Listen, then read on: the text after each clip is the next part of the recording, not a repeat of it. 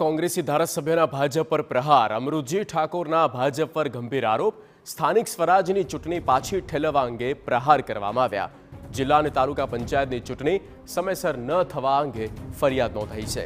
ગ્રામ પંચાયતની ચૂંટણીમાં વિલંબથી વિસ્તારના લોકોનો વિકાસ રૂંધાયાનો આરોપ લાગ્યો છે। ભાજપને હારનો ડર હોવાથી 2 વર્ષથી ચૂંટણી નથી કરાવી રહ્યા તેવું પણ કહ્યું છે।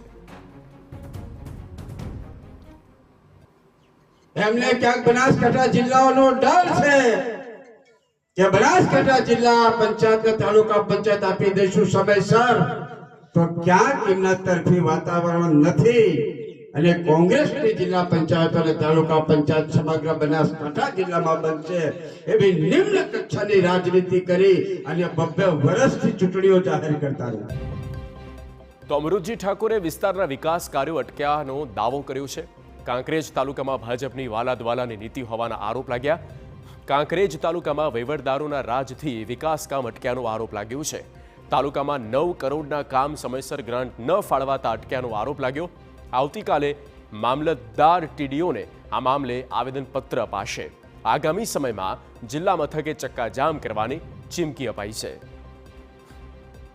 કે મત આપો ના આપો એ તો દેશની ને રાજ્યની ને કાંકરેજ તાલુકાની જનતાનો આબાદી હક અધિકાર છે। તમને મત ના મળ્યા એટલે તમારે કાંકરેજ તાલુકાના વિસ્તારના વિકાસને રૂંધવાનો, તમને મત ના મળે એટલે તમારે કાંકરેજ તાલુકાની વસ્તીને ચારે કોર રખડતી રજડતી કરવાની।